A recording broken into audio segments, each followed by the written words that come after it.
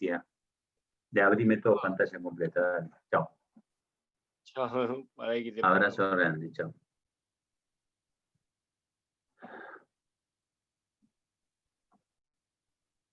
Chicos, ¿cómo les va? Buenas. ¿Cómo Buen están día, ustedes? ¿cómo andan? Un cambio de género hoy. Hoy sí, porque lo que pasa es que uno a veces tiene que cambiar, porque esta pandemia es muy aletargada. No. Pero la esencia no voy a cambiar, ¿eh? Ocurre, Perfecto. ¿saben lo que pasó? Que me vine al estudio y me olvidé la computadora en mi casa. Con lo cual, cuando llegué acá, tengo otra computadora, que es un soporte que uso para las clases. Y bueno, me prestaron esta computadora. Así que hoy, si quieren, me pueden llamar Natalia, que los voy a identificar. Voy a identificar como... Bueno, el parcial, bastante sencillo. Demasiado sencillo. Demasiado sencillo. Tal vez, de todas maneras, bueno, se aprobaron muchos, hubo muchos que aprobaron con 4, ahí nomás. Pero bueno, la oportunidad que tienen también como para seguir y el compromiso de estudiar la materia, porque ahora es donde vamos a abordar los contratos en particular.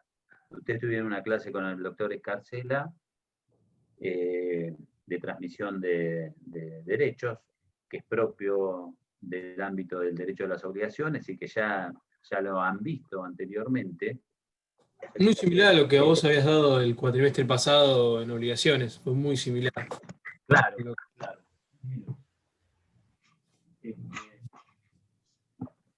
Pero les comento que es un instituto muy dinámico, que se utiliza mucho en la vida, digamos, en la actividad, en el ejercicio profesional, con lo cual es muy importante que lo conozcan y está bueno que lo vean desde el punto de vista de la mirada del derecho de las obligaciones, ¿sí? Como la transmisión de los derechos, y desde el punto de vista de lo que es la relación del contrato en sí, entre las partes, entre cedente y cesionario, y los efectos que tiene como para que produzca consecuencias plenas frente a terceros y demás. Y el sistema es muy bueno porque establecer un régimen de publicidad a actos que son propios del derecho privado, patrimonial, pero que no responden generalmente al régimen de la publicidad que otorgan los registros, tanto de inmobiliarios como los registros automotores o de aeronaves, etc. Entonces el sistema es muy bueno y es muy eficaz. Tiene una gran importancia el sistema de la publicidad de esos contratos. Ya vamos a ver, hoy vamos a hablar de la ocasión, ¿no? Pero el sistema de publicidad de estos contratos en alguna medida está determinado precisamente a través de quién hace las veces del registro en un contrato de cesión. ¿Quién cumple las veces o las funciones que tienen los registros públicos en cuanto a hacerlos efectivos frente a terceros? ¿Cómo se supera esto en un contrato del derecho privado entre partes, entre particulares y demás? Pregunto. ¿Cuál es de qué manera? El cesionario es quien debe notificar al deudor cedido para hacerlo oponible a terceros.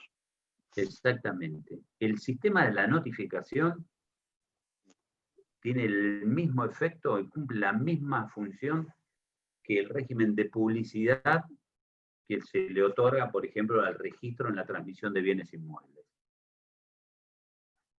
O al registro automotor, también tiene un sistema de publicidad, pero tiene la particularidad que ustedes ya habrán visto o lo van a ver en compraventa también, que el registro constitutivo. O sea, recién se transmite el derecho real, ¿sí?, con la inscripción en el registro. En cambio, en el sistema del derecho privado para la transmisión de bienes inmuebles, la compra-venta de bienes inmuebles, ¿sí?, tenemos el título y el modo que hemos visto, ¿sí? La escritura pública y la tradición, que con eso se adquiere el derecho real. Pero el sistema te exige, para que sea oponible frente a terceros, el sistema de la inscripción, la publicidad registral, que eso hace que el contrato tenga plena eficacia.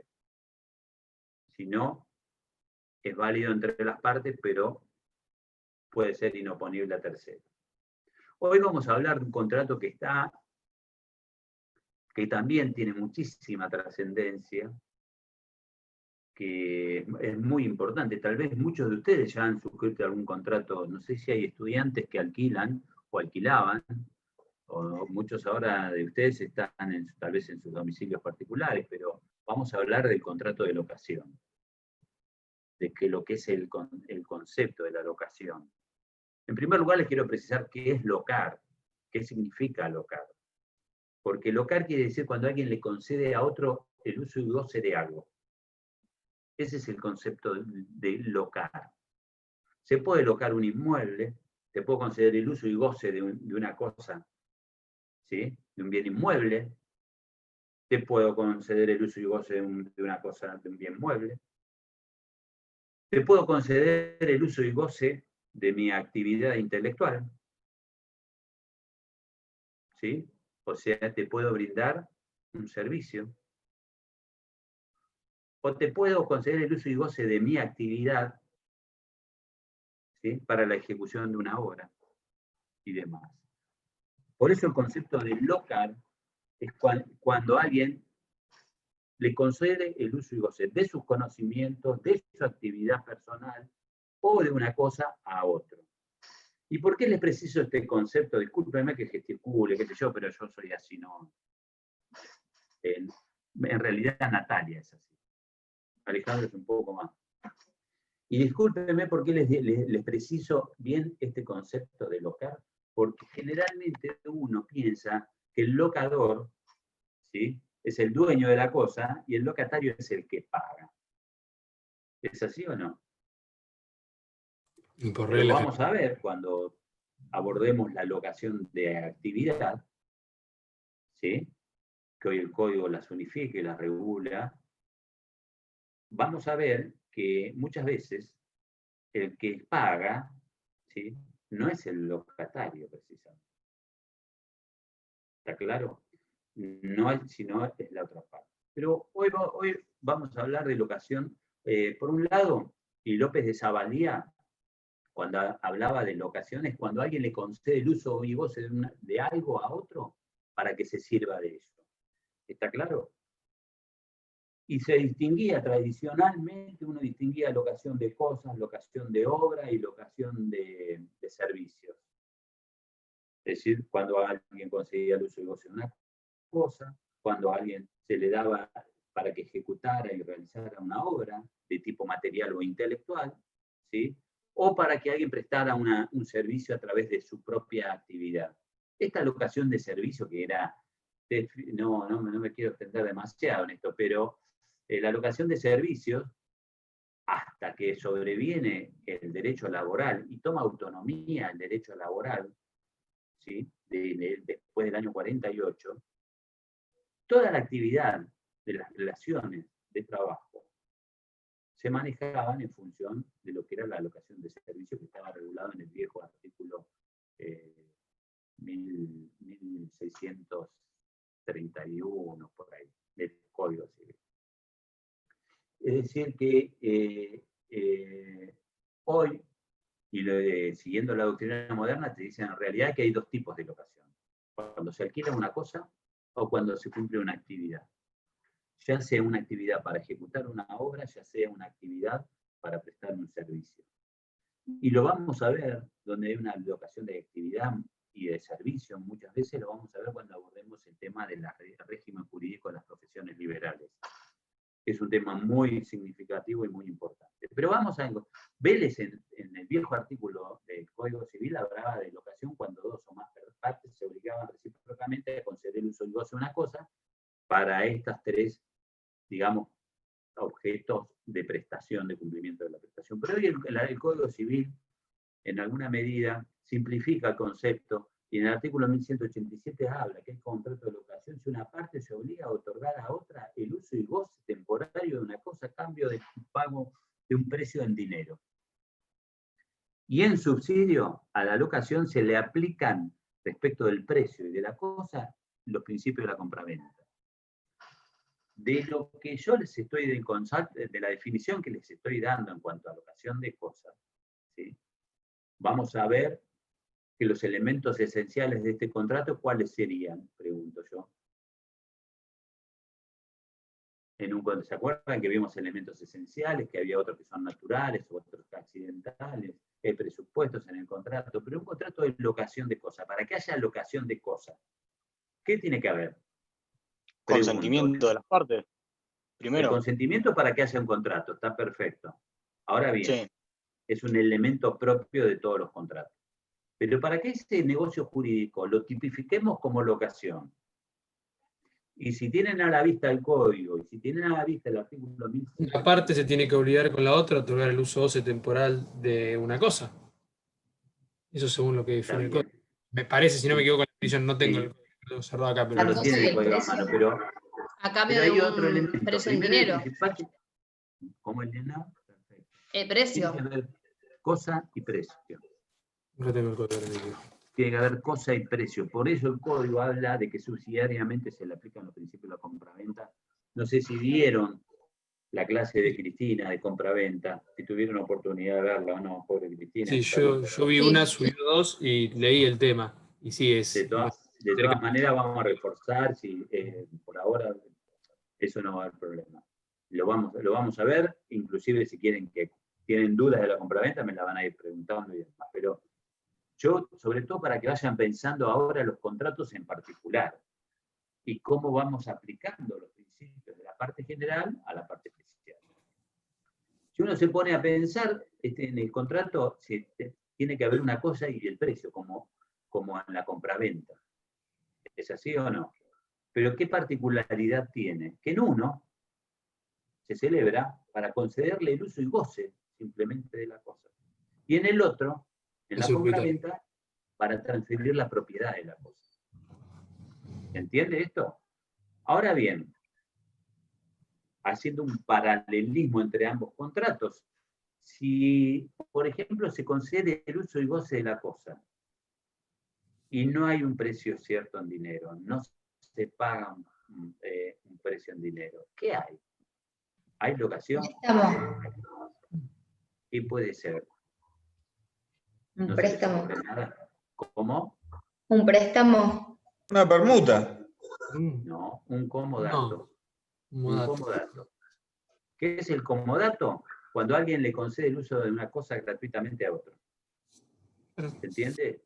Yo te presto mi casa para que la uses el fin de semana y te la doy en comodato, en préstamo gratuito, de una cosa cierta, no fungible.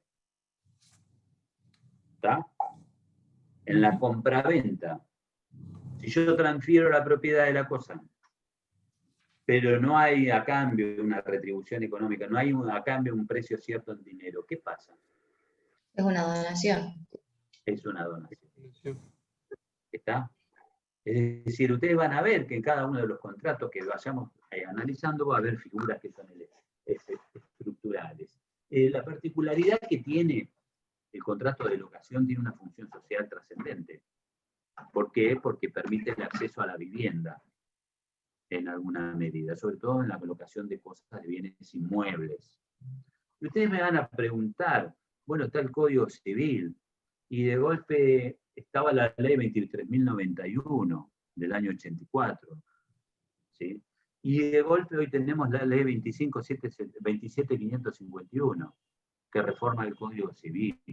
Es decir, que tenemos una triple legislación, como vamos a ver, pero también, para poder entender este contrato, una ley no excluye, o el sistema no excluye ninguna de las leyes, sino que la integran. Se integran a través del principio del diálogo de fuentes que ya hemos hablado, que hoy lo regula el artículo 1, 2 y 3 del Código, pero se integra también Porque en alguna medida es un poco raro, ¿no? Que en el Código Civil y Comercial del año 2015, ya a 5 años de su vigencia, estemos reformando varios artículos del Código y artículos que son esenciales, porque el mayor inconveniente del problema de la locación, y yo estoy hablando un poco porque pienso que también ustedes este contrato se lo representan, y espero que hayan leído tal vez algo, no sé si lo han leído, pero no es un contrato que para ustedes puede significarle algo totalmente, que no sea novedoso. No es lo mismo que estemos hablando de franchising o que estemos hablando de fideicomiso y demás. O sea, la locación es algo que inclusive la pensamos y la vivimos. Pero lo que quiero decir de que la locación tiene el contrato de locación de cosas cumple una función social. En el año 43 hasta el año 70 y pico, en alguna medida hubo leyes de prórroga de arrendamientos, y que eran beneficio, digamos, de los locatarios y en desmedro de los propietarios. Y con lo cual, uno de los grandes problemas que se presentaba en este contrato, a modo de introducción lo estoy diciendo, era el tema de los plazos de la locación. ¿Qué términos tenían? ¿Qué vigencia había? Porque estaba el Código de Vélez, y el código de Vélez antiguamente, en el artículo 1502 a 1509, regulaba los plazos mínimos y máximos de la locación. Pero después vinieron leyes de arrendamiento, de prórroga de arrendamientos, que en alguna medida dejaron en suspenso toda esa regulación. Esto devino en que si hubiera una reforma al Código de Vélez, surgiera la ley 23.091, que ya les voy a abordar, y después el Código Civil y Comercial nuevo, a la que se le suma la reforma que le impuso la 27.550. Esto es a título de introducción. ¿Está claro? ¿Alguna duda por acá? Pregunto. ¿Está? Entonces, La función social que nombró, perdón, la función social sería el acceso a la vivienda. Es que en realidad permite el acceso a la vivienda, a que alguien pueda acceder a una vivienda de manera digna.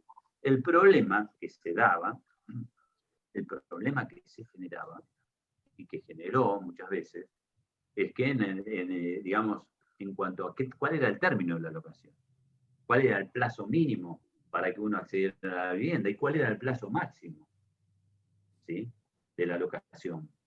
Porque antes del plazo de la locación distinguían plazos de locación comercial y locación para vivienda. Se fijaba un plazo, el viejo código de 1 año y medio y de 2 años, y después se modificó de 2 y 3 años, según sea de orden comercial o para vivienda. Y el plazo máximo era de 10 años, ¿sí?, o de 20 años si era comercial. Pero ¿cuál era el problema que había generalmente? Que hoy se habla de hasta 50 años se puede alquilar un inmueble.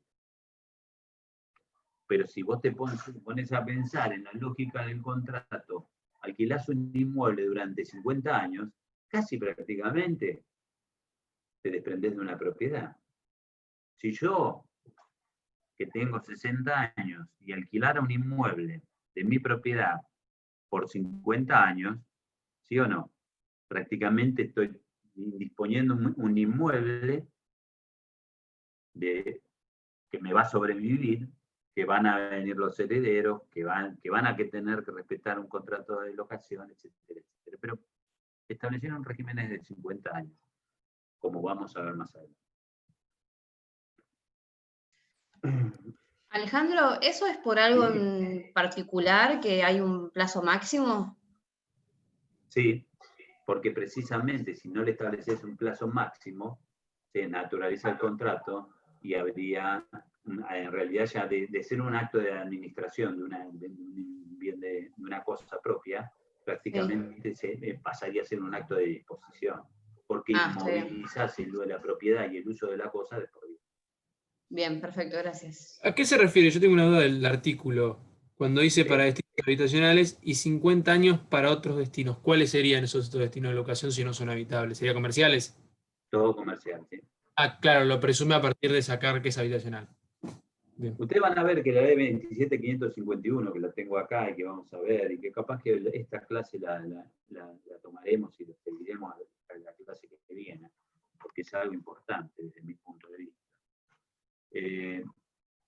Ustedes van a ver que, sobre todo lo que quiero que vayan pensando el contrato y cuando lo vayan estudiando, que todo este triple régimen de regulación del contrato de la locación no se excluye, sino que se integra. ¿Está? Pero los principios de la locación, sobre todo de cosas, son inalterables. En tanto y en cuanto, en primer lugar, yendo ya un poco a los caracteres de la locación, el régimen jurídico de la locación es de orden público. Primera característica esencial, es de orden público. ¿Qué significa que sea de orden público? ¿Qué opinan? Que las disposiciones que establecen las normas que regulan Son disponibles. son indisponibles. No las podemos tomar o modificar. Más allá de que nosotros establezcamos un plazo menor al mínimo legal, que ahora es de 3 años, ¿sí? Si yo hago un alquiler de un inmueble para vivienda de 2 años, o de 1 año y medio, o de 9 meses, como se hacen los chicos cuando vienen a alquilar a Mar del Plata, tranquilamente, esa cláusula es nula. El contrato no es nulo, el contrato es válido, prevalece el plazo mínimo que establece la ley del Código Civil y la 27551. O sea que yo me puedo quedar 3 años en ese inmueble, porque el plazo mínimo de ley es el que prevalece, el que dice la ley. Y si el locador te quisiera sacar por desconocimiento del término de la locación, en realidad no podría hacer valer una cláusula que establezca un plazo menor al que dispone la ley. Las caras están en la ley, todo el régimen jurídico de la regulación digamos, por eso les decía el tema de la función social, la trascendencia social y económica que tiene este contrato.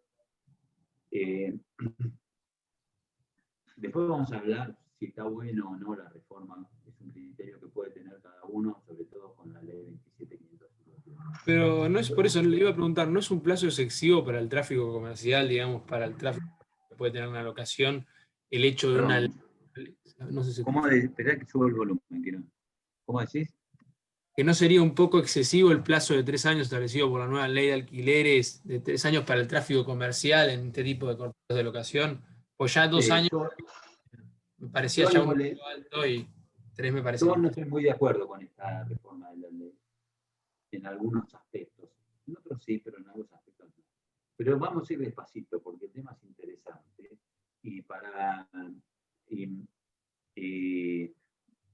¿Leyeron ya todo el contrato? Pregunta, con la mano en el corazón. Yo lo leí recién de la clase. No, mira.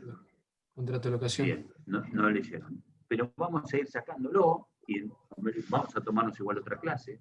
Yo leí el de inmueble o el de cosas, pero no leí el de los servicios. No importa, pero vamos a la estructura, digamos, hoy vamos a ver locación de cosas en particular. Pregunto,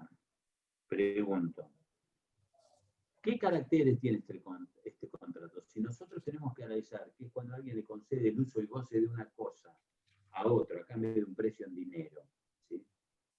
Ya les dije que una de las características que tiene que las normas regulatorias de las locaciones es de orden público. ¿Qué otro carácter podemos decir que tiene este contrato? Sin que, aunque no lo hayan leído, pero sí aplicando los principios, los conocimientos de la parte general. Oneroso, bilateral. Oneroso. Conmutativo sería. Conmutativo, muy bien. Bilateral. Y tiene que tener un plazo cierto. Sí. Y es un tipo de contrato, no se dice nominado ahora, pero también... Pero lo principal, una de las características que tiene es que está determinado por el plazo. Es un contrato de duración. ¿De tracto sucesivo, de contrato, no, asociativo no. No, de tracto sucesivo, digo. Ah, perfecto. El tiempo de cumplimiento, claro.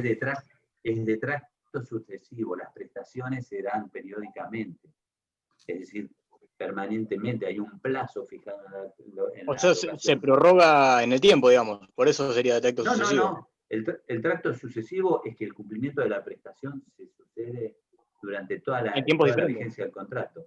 Es decir, por ejemplo, yo te tengo que mantener el uso y goce de la cosa todos los meses. Y vos todos los meses me tenés que pagar el alquiler. Entonces el tracto es sucesivo. Si en algún momento de la vida del contrato o yo no te pago el alquiler o vos no me mantenés en el uso y goce pacífico de la cosa, bueno, ahí se deviene en un incumplimiento de la prestación de vida por alguna de las partes. ¿Está claro? Y determinará las consecuencias que pueden surgir, que de más variada índole, porque también prevalece la otra vida. Pero es oneroso, es bilateral, es comunicativo y demás.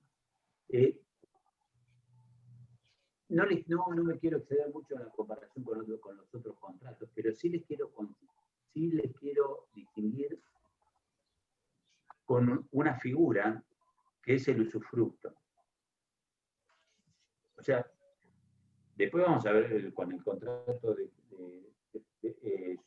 creo que hay un power en el campus puesto, chicos, propuesto un power del contrato de locación y un comparativo de este contrato con otro, con la vieja ley, con la nueva ley, ¿está ese power?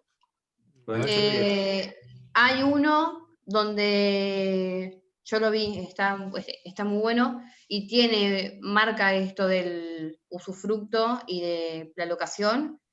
No me acuerdo de la otra ley. Bueno, ese power, tómenlo, porque va siendo un comparativo, ¿sí? Y está bueno porque en definitiva nos hace pensar todos los otros contratos también, ¿no? Pero yo voy a los conceptos, porque quiero, por ejemplo, conceder el uso y goce de una cosa. ¿Qué quiere decir conceder el uso y goce de una cosa? ¿Saben qué quiere decir? Tienen el diccionario, compraron el diccionario jurídico. Si están en pandemia, no pueden salir de fiesta, no pueden gastar plata, está bien, no pueden laburar, no está lo que quieran, pero tienen el contrato. Ahí yo la veo a Connie que está con el diccionario jurídico. Pero, ¿qué quiere decir uso y goce de una cosa? Conceder el uso y goce. Conceder el uso es que uno pueda servirse de ella, utilizarla, ¿sí? Pero en alguna medida disfrutar. Claro. ¿Está claro? De la utilización de una cosa. Pero el goce, aparte, es otro término, que le permite que disponga de los frutos que le dé la cosa. ¿Está? Que uno pueda gozar, ¿sí? Y usufructuar los beneficios que le dé la cosa. A tal extremo que fíjense que uno puede ser locatario y hasta puede subalquilar. Pero si a mí me conceden el uso y goce de una cosa, que tiene una vivienda, que tiene frutos naturales, ¿sí? Como limones, una huerta y demás. Y bueno, yo me puedo gozarla de la cosa y servirme de lo que me da la cosa. ¿Está? Ese es el uso y goce. Muchas veces se alquila solamente el uso y no el goce. Se alquila el uso y no el goce, donde, por ejemplo, por ahí el locatario puede no servirse de los beneficios que le dé la cosa. Pero eso es muy raro, ¿sí? Y esto no hay que confundirlo con la sublocación, que es otra cosa. Pero el derecho real de usufructo es un derecho que es algo muy parecido a la locación. Porque en el usufructuario también puede usar y gozar una cosa, y tiene un derecho real sobre eso. ¿Sí? Como el locatario. Pero la particularidad que tiene que en el usufructo se establece un vínculo, primero es un derecho real que se constituye por escritura pública, donde alguien le confiere al otro el uso y goce que le dé la cosa, que puede ser de forma gratuita o puede ser en forma onerosa. pero le dan derecho real sobre el disfrute. Es como si hubiera una especie de desmembramiento de la propiedad de la cosa. Uno mantiene la propiedad de la cosa y el otro es el usufructuario. Por ejemplo, se da mucho cuando la donación de un bien inmueble con reserva de usufructo. Cuando los padres donan un inmueble a los hijos,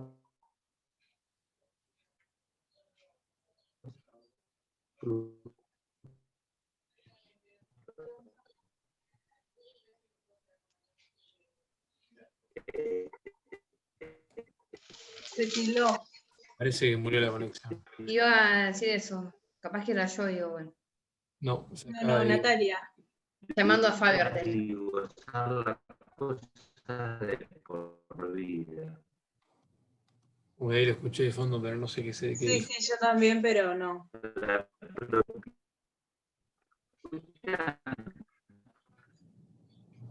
Natalia no estaría funcionando. No. Natalia se tildó. Y ahora se fue. Y ahora se fue. Oh. Esto sigue grabando, chicos, pongan pausa. Sí. No sé quién es el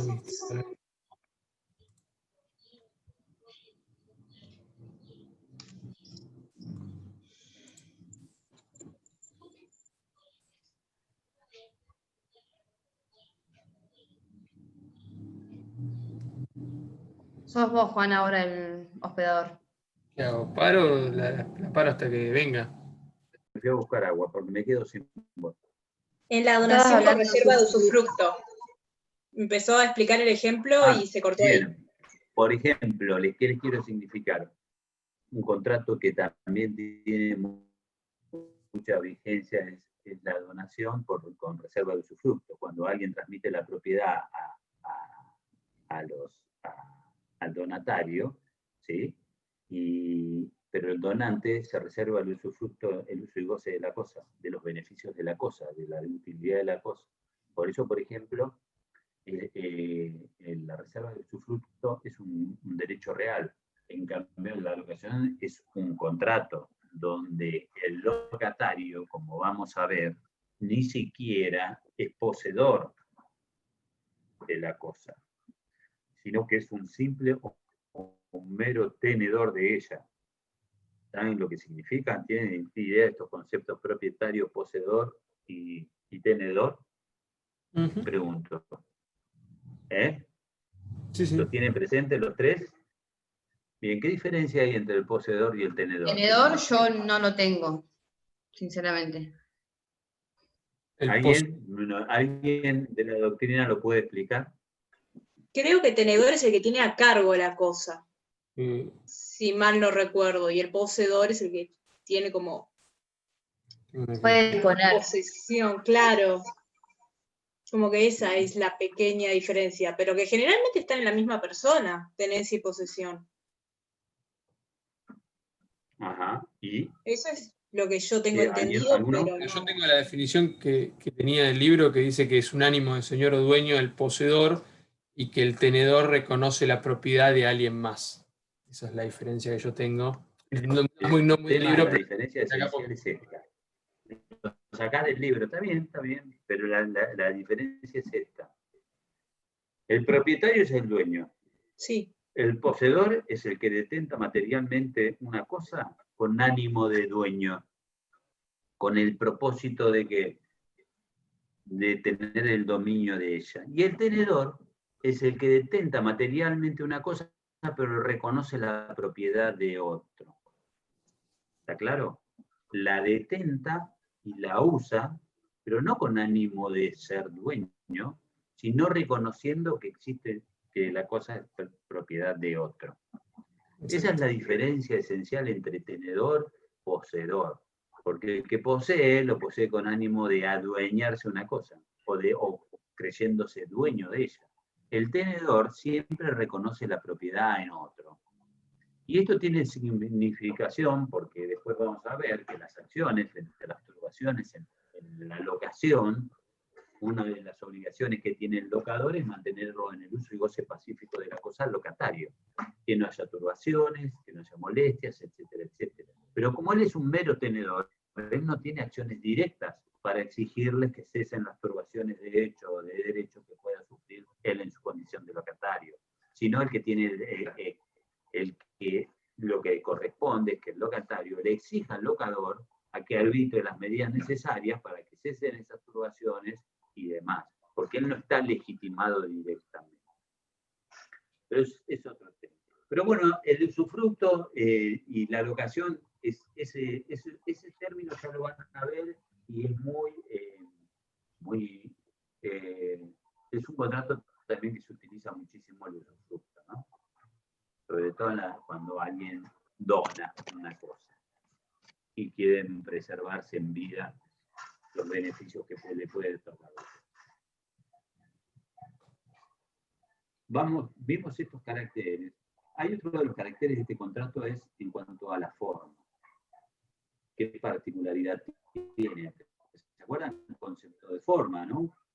Era el conjunto de prescripciones establecidas por la ley respecto de ciertas solemnidades que deben observarse al tiempo de la formación de un acto jurídico. Es decir, la tendencia del derecho moderno es hacia el aformalismo. ¿Por qué? Porque la tendencia es a la fluidez en el tráfico comercial. Si a los negocios le imponemos una forma determinada, en alguna medida ese negocio adquiere cierta pesadez en su concreción. Y ustedes vieron que había distintos tipos de forma, ¿no? ¿O estoy equivocado? Sí, solemnidad absoluta relativa, ad probatione, puede ser. Pero fíjense... Yo estoy hablando, estaba silenciado, perdón. Te decía lo mismo que José, ad solemnitatem y ad probationem. La diferencia absoluta necesaria de la forma o no. Para que valiese, por ejemplo, en los contratos. Sí. ¿Cuál es el principio? Una cosa Hay libre forma a excepción que se establezca de lo contrario. Eso es lo que dice el artículo La libertad de formas. 1015 de la libertad absoluta, a menos que se establezca lo contrario. Bien, perfecto. Pero yo les voy a decir, no sé si vieron forma conmigo o no, pero formas No. Estas prescripciones que establece la ley. Desde un punto bien genérico, siempre hay una forma que es esencial para todos los actos jurídicos.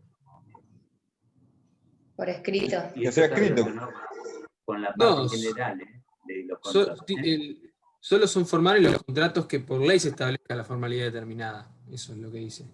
O sea que los demás contratos no necesitarían, digamos, no requerirían esa formalidad para ser, digamos, porque son válidos en realidad los contratos, pero para no ser nulos, digamos, en algún punto.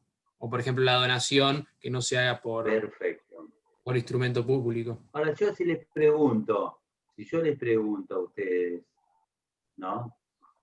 ¿Cómo le pueden relacionar la forma con un presupuesto de los contratos? Cuando vemos presupuestos, ¿se acuerdan cuáles son los presupuestos de los contratos? Con el consentimiento. Espérate. ¿Cuáles son los presupuestos de consentimiento? Hace a la declaración de la voluntad de las partes, etc. Pero ¿se acuerdan del presupuesto de los contratos? Les hago esto, les digo esto. La capacidad. Porque no tenemos, yo les digo de que esto es un ladrillo que va uno encima del otro.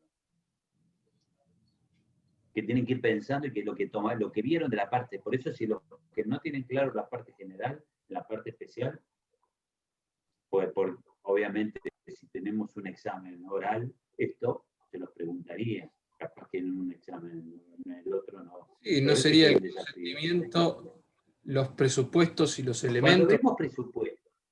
Cuando vemos presupuestos de la doctrina moderna en los elementos del contrato, hablamos presupuesto.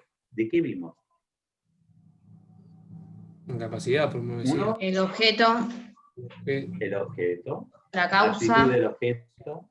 Causa. Fuente No, del la objeto. causa no vimos la causa en sí no, misma. perdón, Forma. La Forma. forma. La forma en algunos casos, ¿qué más? La voluntad Que vimos jurídica. presupuesto, elemento y circunstancia.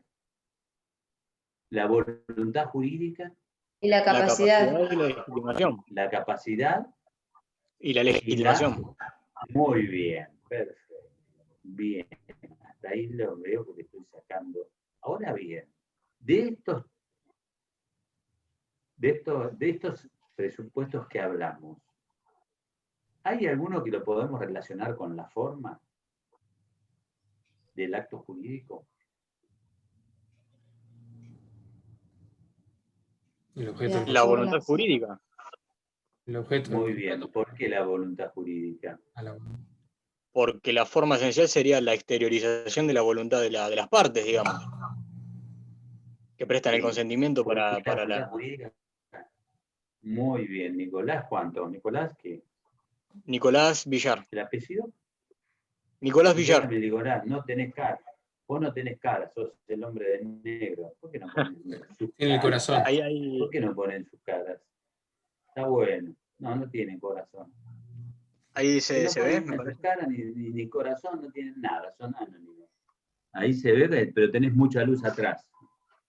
Me parece Tengo que una ventana atrás, por eso. los reflectores sí, ya me di cuenta. Bueno, pero escúchenme, la voluntad jurídica, ¿por qué? Porque hay un principio para que hay una forma esencial en todos los actos jurídicos, que la voluntad jurídica, siempre tiene que haber un hecho exterior por el cual la voluntad se manifieste. Es decir, en tanto y en cuanto nosotros no hacemos una exteriorización de nuestro querer obrar, de nuestra intención de celebrar un contrato, en tanto y en cuanto no haya exteriorización de esa voluntad, no hay acto jurídico. Por eso se dice que en algún punto hay una forma esencial para todos los actos. Y por eso el silencio no obliga. Si hay silencio, no hay exteriorización de la voluntad, se me está durmiendo, Josefina. Me costó tarde, A menos que haya Josefina, deber se de está despedirse, durmiendo ¿verdad? mal. El silencio. O se está aburriendo. ¿Qué? A menos que haya la obligación de despedirse, ¿o no? El silencio obliga. El silencio tiene validez cuando hay obligación de despedirse. Si no, el principio general es que el silencio no obliga. Entonces nosotros tenemos una forma esencial. Todos los actos se tienen que exteriorizar de cualquier manera. Y esto lo digo para relacionarlo con todo esto. Porque en definitiva, cuando vemos forma acá en el contrato, en particular, eso respecto a los actos públicos. Ahora, respecto de todo el sistema del ordenamiento, de la forma, a veces hay una forma impuesta y otras veces una forma sugerida por la ley. La forma impuesta por la ley, ¿cuál sería? Por ejemplo, escritural. O registrarlo. Cuando impone, por ejemplo, que se tiene que hacer por escritura pública Por un periodo escrito. la compraventa de un bien inmueble. O también un instrumento privado escrito, si no fuera requerido para ese tipo de contrato. Sí, pero hay formas impuestas que hacen a la validez del acto. Sí, Que como lo puede hacer la donación. nulo o anulable si no se cumple. La donación o la transmisión de un bien inmueble o un bien registrado. Pero después está la otra forma, la forma sugerida por la ley. Que la ley te dice, bueno, miren, hay libertad de forma en los contratos. Pueden adaptar la que crean conveniente. Pero yo les sugiero que lo hagan por escrito. Esa es la otra forma. Entonces, el artículo, ¿y por qué digo esto? Porque cuando ustedes ven el artículo 1188 del Código Civil, te dice que el contrato de locación de cosa inmueble o mueble registrable de una universalidad que incluya alguna de ellas o de una parte material de un inmueble debe ser hecho por escrito. Esta regla se aplica a sus prórrogas y modificaciones. El artículo 1 de la 23.021 habla que el contrato de locación, sus modificaciones y prórrogas deben celebrarse por escrito, sí o sí. Entonces yo les pregunto a ustedes que son buenos estudiantes, esta forma, ¿cómo la calificamos? Si tiene el deber de ser sí o sí de esa forma, es puesta. Solemnidad relativa para mí. Esa forma es Sí, para mí también, como dijo José, es relativa. Relativa por el contrato Sería relativa. no se haga. Por más no se aplique por ahí ese cambio o esa modificación, el contrato sigue existiendo. Para mí, por eso. Claro. No va a ser como la que se validez del obligan. acto, sino a la prueba del mismo. Claro.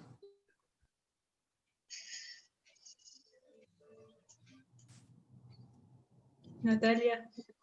No sé, ¿Hasta Natalia durmió el profe? no está queriendo cooperar.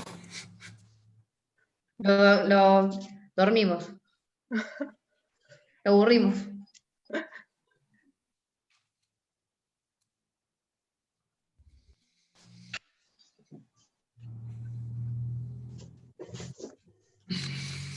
Encima yo me retiento. Pausalo, Juan, si querés, porque después van a quedar. Cuando Sí, la forma es, perfecto. cuando la forma es sugerida, precisamente hace, digamos, las partes pueden adoptar la forma, el principio general que las partes pueden adoptar la forma que juzguen conveniente, que ellas quieran. ¿Es así o no? No me acuerdo. ¿Sí o no? Sí. Como yo lo dije. Sí. Bien. En ese esquema, cuando la forma es sugerida,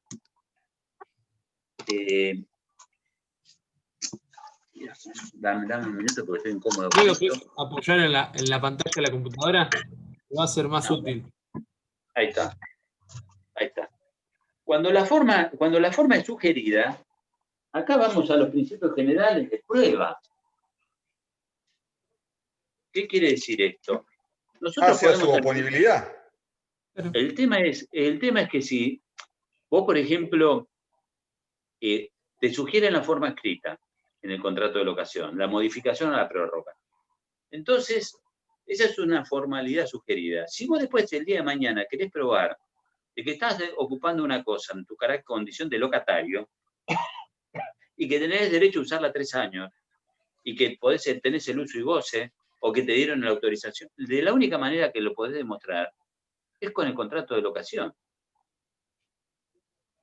¿Por qué? Porque la ley te exige la forma escrita para este acto. ¿Se entiende?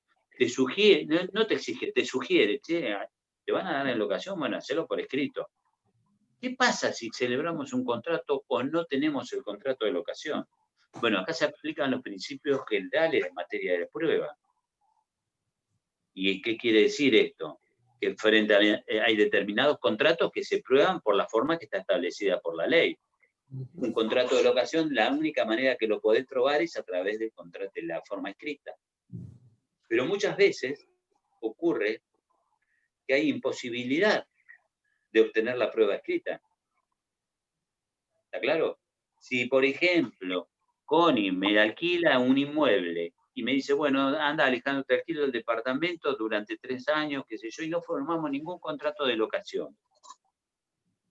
¿Yo cómo pruebo que soy locatario? Si no celebré el contrato escrito cuando la ley me lo exige, me lo sugiere para poder probar. Por eso la forma, cuando es aprobación, es siempre sugerida por la ley. No es obligatoria, pero si vos no observás la forma prescrita por la ley, evidentemente no vas a poder probar el acto que querés demostrar. Eso por un ¿No lado. es una manera de imponerlo eso? ¿Eh? ¿No es una manera de imponerlo también? No, no te imponen, porque vos podés no celebrarlo por escrito. Pero vos asumís las consecuencias y los riesgos. Claro. Pero Sí. no hace a la validez del contrato de locación. ¿Por qué les voy a decir? Porque puede ocurrir que yo no tenga el contrato de locación, ¿sí? Porque lo perdí, porque cuando hubo una inundación desapareció, pero sin embargo yo puedo probar el hecho de la locación. cuando hay imposibilidad de obtener prueba escrita, la puedo probar por los otros medios de prueba. ¿Cómo lo probaría? Un Con testigo. recibos, esencialmente. Recibos de pago, claro. Pero vos no podrías presentar, por ejemplo, si vos no tuvieras ningún medio escrito, una documental para juntar, para poder probar, no podrías probar con testigos y el juez podría pronunciarse respecto a eso, si vos no tenés documento. Pero los testigos Si vos tenés, por ejemplo, el único documento tenés vos que tenés ¿cómo se dice? Tu escritura, donde se corrobora que vos sos el dueño de ese inmueble. Sí. Es una persona que está... Sí. Sí, pero el viejo código civil, le mostré mi viejo código, ¿no? ¿Ya? Sí. Los mostré que estaba todo escrito, ¿no? Sí, el sí, viejo sí. código decía, en materia de prueba, ¿sí?, que los contratos que superaban X cantidad de dinero no se podían probar con testigos. Y la realidad es que no se pueden probar con testigos un acto jurídico de un contrato de locación. Lo podrás probar en la medida que también tengas todos otros elementos de prueba, pero con testigos no alcanza. Pero lo importante, este artículo 1188, ¿sí?, la celebración del contrato, su modificación de cualquiera de las cláusulas y las prórrogas del plazo de los términos siempre tienen que ser por escrito. Es una... Profe, una consulta. ¿Eh? Una consulta. Hace- Que no sea impuesta, perdón, que esta forma escrita no sea impuesta hace que, por ejemplo, yo reclamo el incumplimiento del pago del mes de octubre, ponele, ¿no? En la locación. Si la otra parte no niega que existe un contrato de locación, por más que no haya un contrato escrito, es exigible ese cumplimiento. El problema ese incumplimiento. Sin embargo, el problema va a ser si él niega una locación y ahí no voy a poder probarlo. ¿Cómo lo probás? Claro. El problema está cuando se niega el contrato. Si Después es válido. si ustedes quieren, ustedes me dicen, bueno, pero acá está impuesta la forma. Pues, sí, ¿podemos calificarla que está impuesta? Sí, impuesta en el sentido de que es a los fines de la prueba. No es obligatoria. Pero si vos querés Claro. probar este contrato, lo tenés que hacer por este medio que prevé la ley. Como en la sesión de derecho. La sesión de derecho se tiene que hacer por escrito, salvo cuando no se hace por escrito. Usted que vieron sesiones ya varias veces. ¿En un momento se cumple? No, cuando la transmisión es manual. O el título se tiene por endoso, ¿no? ¿Manual no sería que se entrega en el momento? Sí, los títulos al portador y todo. Entendí bien, entonces, porque pensé que había entendido mal. Claro, en el momento se transfiere el mismo derecho cedido. Sí. Lo habíamos entendido igual, porque yo me preocupé, digo, entendí todo mal. No, fíjense, miren, el artículo 1019 del Código, ¿sí?, dice: los contratos pueden ser probados por todos los medios aptos para llegar a una razonable convicción sobre las reglas de la sana crítica y con arreglo a lo que ellos disponen, las leyes, excepto disposición legal que establezca un medio especial. O sea, yo les dije que cuando la ley te establece un medio de prueba, se debe respetar o se debe observar esa forma. Los contratos que sea de uso instrumental no pueden ser probados exclusivamente por testigos. No se prueban. Si la ley te impone que tenés que hacerlo por escrito, vos no podés probarlo por testigos. No te bastan solamente los testigos. Dice el 1020, prueba de los contratos formales.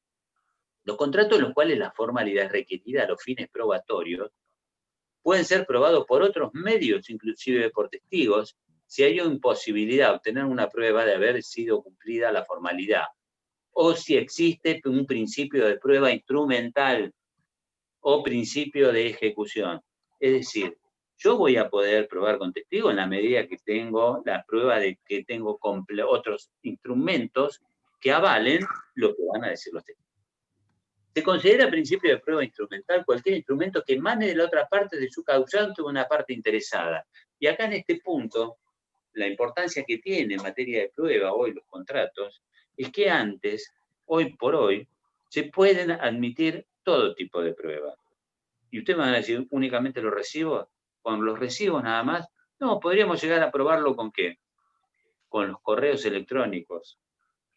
¿Sí o no? Con las comunicaciones vía WhatsApp. ¿Sí o no? Todo eso son instrumentos hábiles que te van a permitir a vos demostrar hoy en juicio, ¿sí? Ante la imposibilidad de no tener el contrato correspondiente, de suplirlo o no. Sí, igual yo, por ejemplo, estoy cursando procesal y vimos hace poco y el tema del WhatsApp es complicado porque la firma electrónica y todo lo que lleva policial para verificar, porque únicamente si una junta documental, una captura de pantalla de eso que combinó con la otra parte, puede ser modificado o alterado. Entonces, para que se edifique también se va a otro tipo de prueba. Eso también. O sea que Obviamente, pero ¿sabes qué? Son Tiene todas dificultades, presunciones. Pero son todas claro. presunciones. sí, son presunciones, obvio, por supuesto, no. Son presunciones que vos las tenés, ¿sí?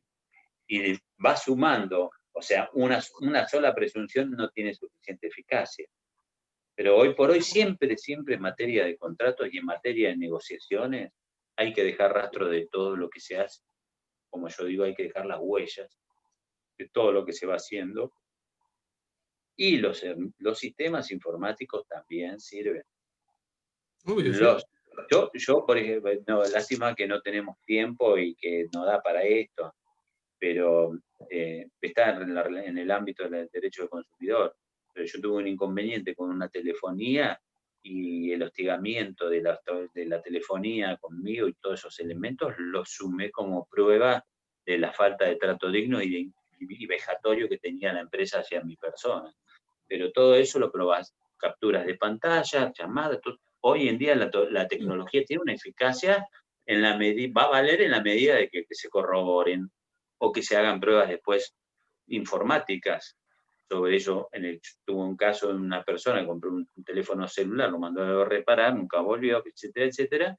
Luego se terminó demostrando, digamos, la falta de información, etcétera, etcétera. ¿Qué se hizo? Se hizo pericia sobre las computadoras y sobre los correos de las fuentes que salían y demás. O sea, eso es un logro importante que tenemos. ¿Qué capacidad se requiere para celebrar este contrato? Se está haciendo un poco larga la clase, ¿no? Pero la clase que viene vamos a hablar, vamos a debatir puntos del contrato. Y sobre todo, ¿sabe qué vamos a debatir? Porque, bueno, lo que vamos a debatir sobre todo es el régimen jurídico actual de la alocación de cosas. Quiero que conversemos sobre la incidencia que ha tenido la modificación, que vean la ley 27.551, que modifica los artículos 1198 y siguientes del Código, sobre todo en materia de plazos de la alocación, sobre todo en materia de depósito de la alocación, sobre todo en materia de rescisión de la alocación, conceptos que en parte ya lo hemos visto en la parte general. Pero voy a ir, o sea, en la capacidad no voy a abundar para hablar, y el objeto sí, que se puede alquilar. Bueno, en definitiva lo que quiero decir, cuando hablamos de capacidad, se pueden, los menores emancipados pueden alquilar, sí. Las personas, digamos, los inhabilitados, pueden realizar actos de contratos de locación, lo pueden realizar a través de quienes, de sus representantes, ¿sí? ¿Con quién? Con la autorización judicial, en determinados casos.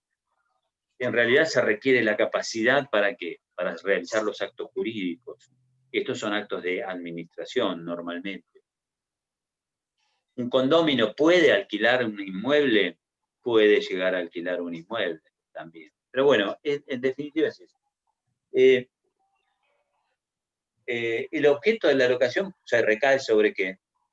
Sobre cosas, muebles o inmuebles. Y la importancia acá es,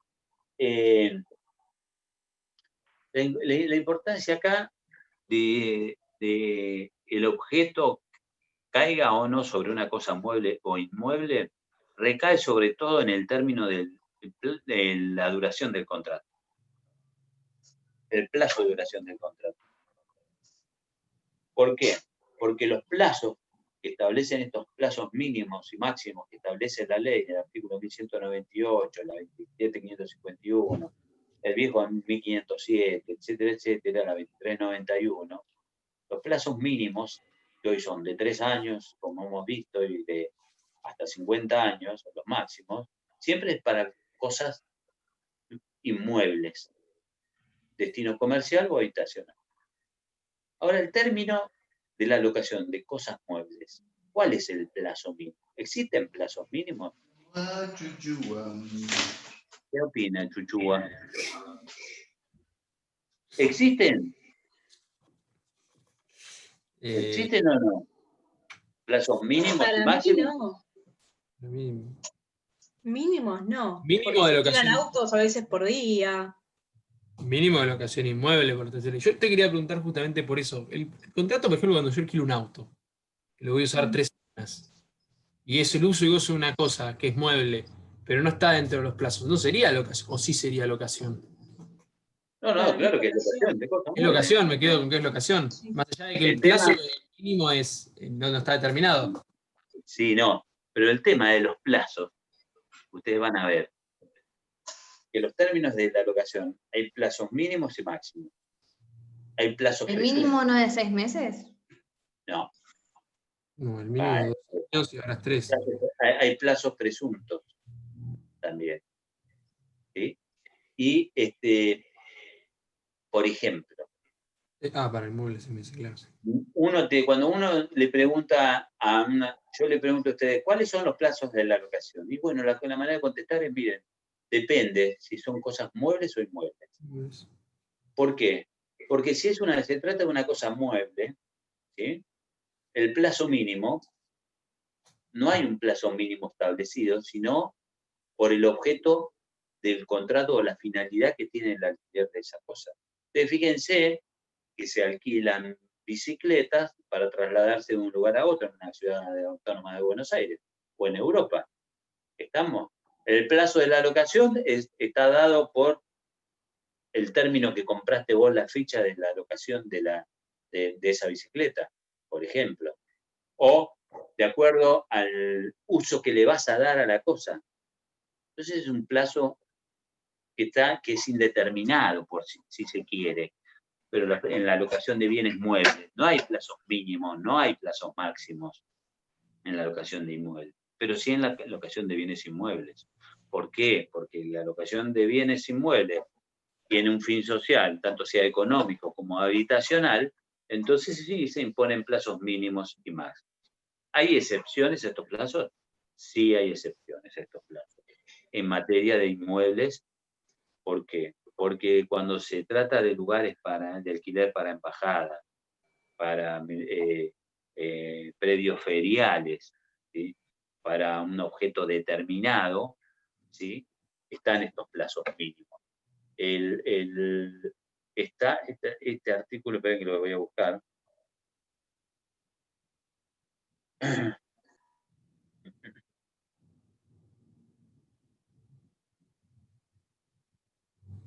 El Profe, 1100. Sí, ¿qué bibliografía sí. recomienda para este tema? ¿Cómo? ¿Qué bibliografía recomienda para este tema? Mira,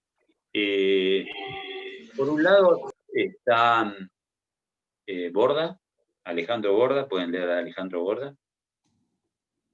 En este tema, mucho código. El Power que está en el campus es muy útil porque las normas del código son claras. Lo que uno tiene que tener conceptos precisos en materia de parte general. Porque, por ejemplo, y con esto voy a ir un poco terminando para no agobiarlos más tampoco, pero para que tengan una idea, en este contrato hay 2 formas de extinción, o 3 formas de extinción de este contrato. Una, ¿cuál sería? Esto sería que si estuviéramos en un examen ya estuvieran. Pero ustedes que son inteligentes y que tienen algunos conceptos, ¿cuál sería la forma de extinción de este contrato? Cumplimiento. Por vía consecuencia, por el cumplimiento del mismo. Exactamente, vencimiento del término contractual. ¿Sí o no? Y sobre todo en la locación de inmuebles comerciales o habitacionales. Pero eso sería una forma de extinción, la medida de consecuencia. ¿Pero qué otra forma se puede extinguir este contrato? ¿De qué otra manera? Con incumplimiento, frustración del fin. Por resolución. Resolución unilateral, revocación. Podría haber lo que vimos. Revocación no. Revocación no, porque revoca. ¿Rescisión no es una también? Pero, Rescisión. Acá vemos tres formas. Rescindir el contrato. Resolución por incumplimiento. Ya veremos de acuerdo al incumplimiento de obligaciones de locador y locatario, porque brevemente el locador, la obligación principal es mantener el uso y goce pacífico de la cosa, concederle el uso y goce de la cosa, de mantenerla en buen estado, hacerse cargo de las reparaciones, digamos, necesarias, ¿sí? para mantenerlo en el uso convenido. Y la del locatario esencialmente es la pagar el precio y darle el destino que está determinado en el contrato. ¿tá? Y usarla y gozarla de acuerdo a su destino. Pero bueno, en tanto y en cuanto haya incumplimiento de las obligaciones de cada una de las partes en este contrato, sobreviene la resolución contractual por incumplimiento contractual. Y hay otra forma de extinción de este contrato, y que tiene mucha trascendencia en la vida de este contrato, es la rescisión. Y acá tenemos el caso, precisamente, de que tenemos la rescisión de qué tipo. ¿Es una rescisión Bilateral. o convencional? Convencional. ¿Toda la doctrina está de acuerdo? Seguramente no. Porque puede ser unilateral. Si das el previo aviso, lo podés rescindir al contrato. Claro, yo tengo entendido, igual que Maxi, que es unilateral en estos casos, con previo aviso. Por eso, esto es la rescisión cuando es la otra cara del contrato. Es el mutuo acuerdo. ¿Sí o no? ¿Para qué? Para que deje de producir los efectos que le son propios. Exactamente. Así como nos ponemos de acuerdo para celebrar un contrato, la rescisión desde el punto de vista conceptual es que las partes pueden acordar rescindirlo, salirse del negocio, porque no nos conviene. Esta rescisión puede ser convencional o puede ser legal. En tanto y en cuanto es convencional, las partes pueden en cualquier momento rescindir. Con sanciones o con compensaciones puede ser, ya lo veremos. Pero este es un caso de rescisión unilateral legal. ¿Por qué? Porque la ley te dice que transcurridos los 6 primeros meses de la locación, y luego de transcurridos los 6 primeros meses, el locatario puede rescindir el contrato. No es una rescisión voluntaria, unilateral, pactada anticipadamente, como puede ser un contrato de duración de concesión o de agencia, donde las partes al momento de celebrar el contrato pueden decir que cualquiera de ellas podrá rescindirlo con una anticipación de tanto tiempo, etcétera, etcétera. Acá tenemos un caso típico de rescisión legal. La ley te dice que el locatario después de los 6 meses puede rescindir. Pagará 1 mes y medio de alquiler o no. Y la particularidad, y esto les pregunto, y quiero que lo charlemos y lo veamos en la próxima clase, sobre todo, ¿qué modificaciones tuvo la ley 27.551 en materia de plazos, en materia de rescisión, en el concepto del precio de la cosa y el concepto de resolución anticipada? ¿Sí? Que alguna de las partes quiera resolver anticipada. Yo lo que les voy a pedir es a todos los que están acá, yo no los veo a todos, chicos, pero todos me están escuchando, ¿no? Los que no veo también. Sí, sí. Lo que les voy a pedir. El dedo ves a todos, si querés. Si vas con ¿Cómo? el dedo. Sí, los veo, pero lo que pasa es que mi dedo. Ahora este no es el dedo de Natalia, es el de Alejandro Vega. Mirá. Escuchame una cosa, lo que quiero decirle, chicos, lo que quiero decirle acá, Patricio no se ve, Ana Pérez no la conozco, Facundo tampoco, Manuel Sueiro tampoco. No sé si están o no están. Bueno. Alejandro, escúchenme. es la 27500, perdón, no. 27551, ¿no? Sí. Voy a buscar con la nueva ley de alquileres, esta Gracias. figura.